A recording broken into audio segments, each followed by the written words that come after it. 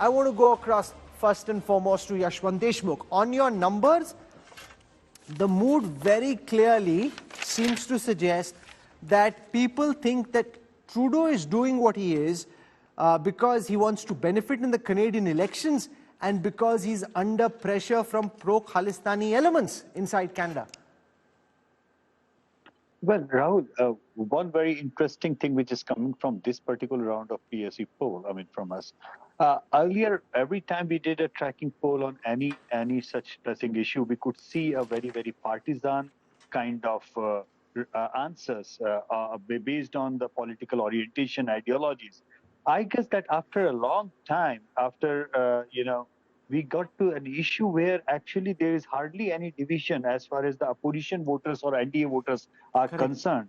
So particularly this is, and also the fact that even though I was expecting some difference as far as response from rest of India and Punjab is concerned, but it is not as big a change that would have been contrasting of sorts. So arguably this is one, ironically for Canada and Trudeau, it is one issue which has kind of united more or less people across India, and whatever the way many in the West might have been thinking of Indians having different opinion or different idea on this particular power play or game of accusations. That's a very important point Yashwant Deshmukh makes, because since the time I've been running the results of the political stock exchange, on no issue has the opinion amongst opposition voters and government voters been so aligned as it is on the issue of India-Canada,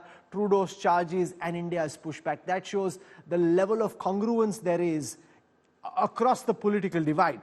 Brahma Chalani, 57% of the respondents nationally say India did not kill the Khalistani terrorists, and even if it were true that Indian agencies did kill the Khalistani terrorists, 61% seem to support the move. What do you make of the kind of responses we've picked up in the political stock exchange? Well, first, when you have a dreaded international fugitive that is wanted in India for multiple acts of terror, including bombing a cinema that killed or wounded 46 people, he also assassinated a politician. So obviously, his death, by whatever means, can only be welcomed by people in India. You won't find a majority opinion opposing the fact that he died.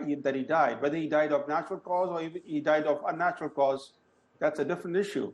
But the fact that a dreaded terrorist is gone is something that Indians can only welcome.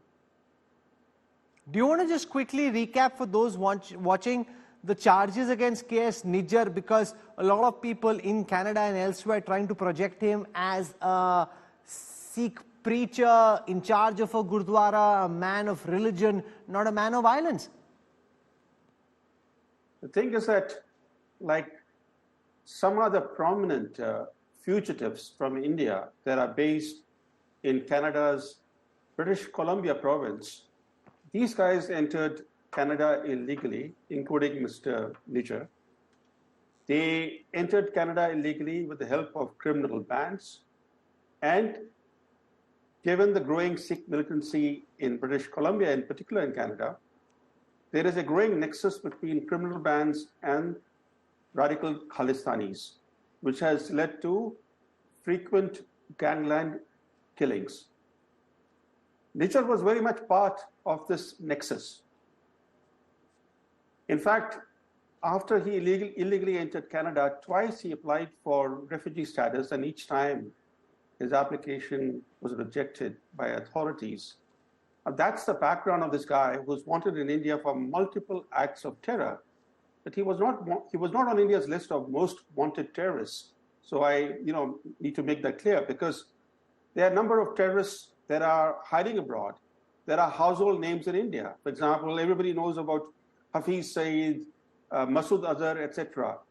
Dawood Abraham is another example.